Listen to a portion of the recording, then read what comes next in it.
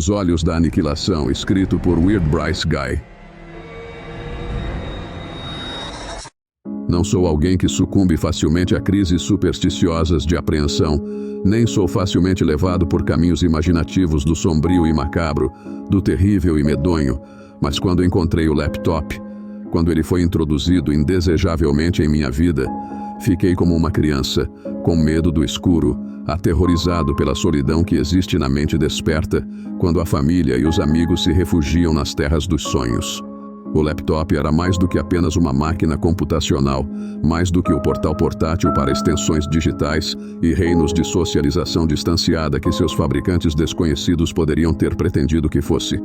Era uma abertura para esferas infernais, através das quais as formas medonhas de demônios e demônios cruzavam como uma ponte familiar. Um caminho percorrido antigamente que, na minha descoberta dele, seria novamente trilhado por cascos e garras, deslizado por tentáculos e caudas.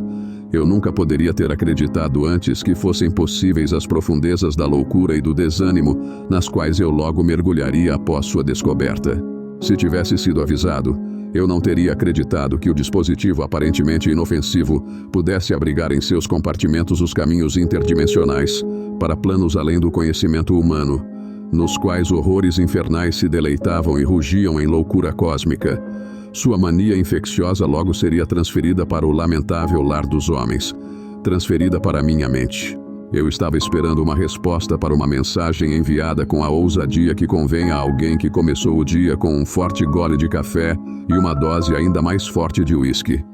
Com uma audácia que me foi dada pelo bourbon barato, enviei uma mensagem um tanto presunçosa para uma colega, uma tal de Marissa Crawford, detalhando meus desejos de melhorar nosso relacionamento anteriormente platônico para um nível mais romântico, bem como sugerindo que pulássemos a palestra da noite. Nós ensinamos cooperativamente um curso sobre literatura gótica na única universidade do estado, e jantássemos algo de variedade hispânica no meu apartamento. Infelizmente, no meu passeio reconfortado pelo álcool até o café, onde sugeri que nos encontrássemos como preâmbulo, não percebi que a bateria do meu telefone tinha acabado na noite anterior. Segundos depois de enviar a mensagem, de repente me deparei com o logotipo do fabricante do meu telefone diminuindo e uma tela preta depois disso, duplamente perturbador devido ao perfil de mensagens dela listando-a como estando online. Se ela concordasse, eu não saberia até voltar para casa. E se ela tivesse discordado firmemente, minha expectativa então um pouco maior. O tempo era essencial para diminuir os efeitos resultantes da minha proposta, para que ela não informasse os outros sobre minha tentativa de amante e me fizesse de bobo entre os professores. Depois de pedir e receber minha bebida, sentei-me em uma mesa de frente para a janela com vista para a rua movimentada e olhei languidamente ao redor na remota possibilidade de encontrar um carregador compatível para meu telefone em algum lugar do café.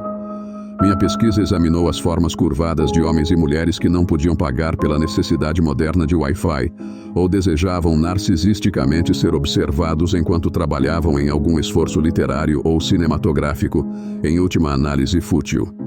Eu tinha quase desistido da minha busca quando meus olhos pousaram em uma mesa vazia, sobre a qual estava um laptop preto e fechado, sem nenhum cabo, acessório ou item que sugerisse que ele estava ou logo estaria em uso por um cliente do restaurante.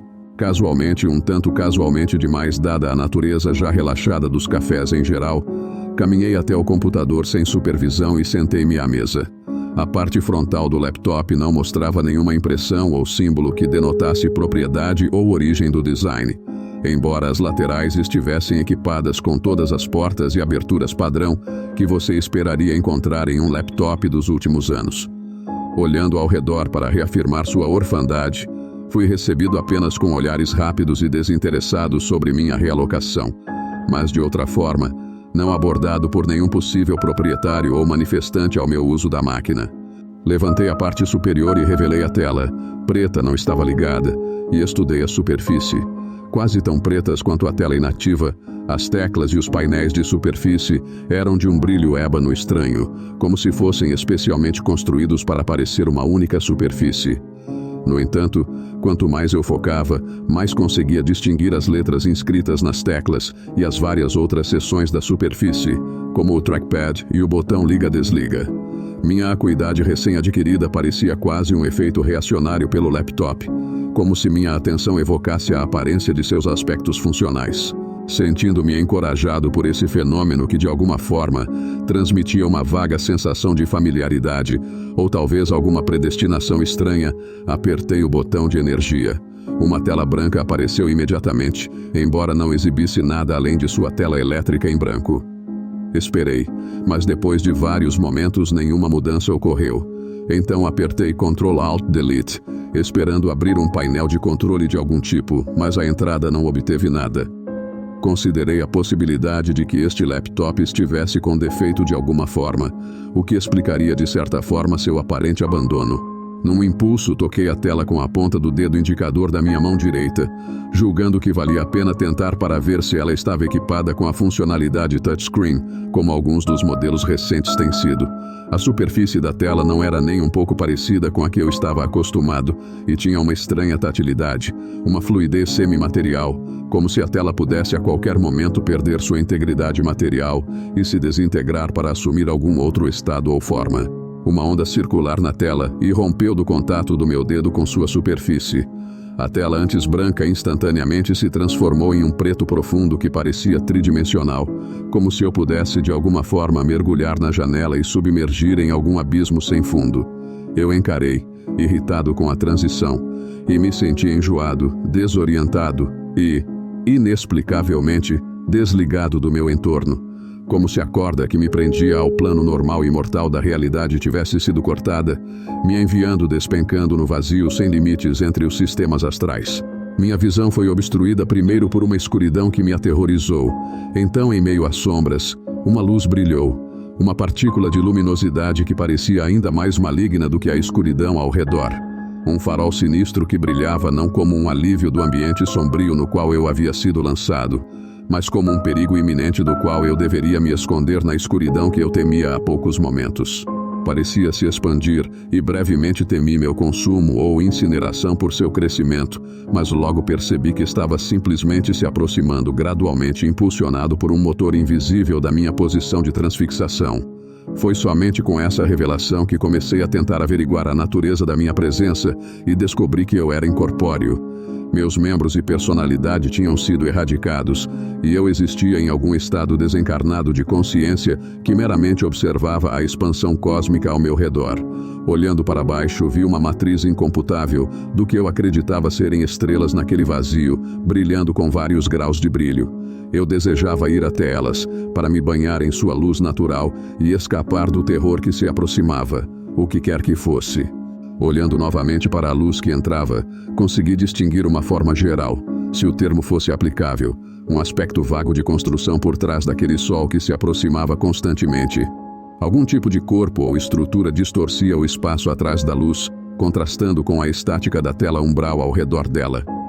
Do meu ponto de percepção, não conseguia discernir seu tamanho em relação a mim, mas conseguia sentir de alguma forma que a coisa era enorme. Um corpo verdadeiramente colossal de algo se aproximando de mim. Quanto mais eu olhava para ele, pior eu começava a me sentir.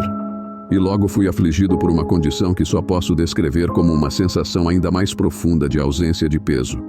Um estado de não entidade física que era essencialmente espectral, e antes que eu pudesse realmente analisar o que estava acontecendo, fui levado em direção à coisa, incrivelmente rápido, impulsionado como se por sua vontade de me examinar. Cheguei a uma parada mentalmente, já que não havia ninguém presente para experimentar tangivelmente a parada, brusca diante da luz, e embora eu não tivesse uma forma corpórea, o fantasma do meu ser se sentiu chamuscado pelo brilho da luz terrivelmente avançada.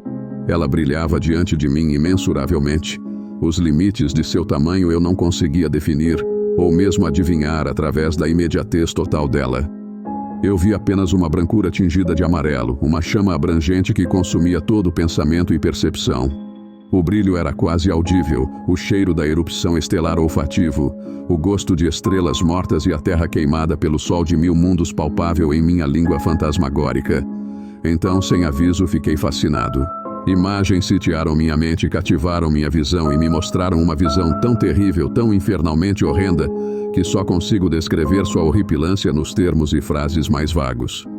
Vi um sistema de 2 sóis povoado por 12 mundos massivos, cada um superando a Terra em corpulência celestial, e cada um, embora eu não saiba como possuía esse conhecimento, povoado por bilhões de seres sencientes.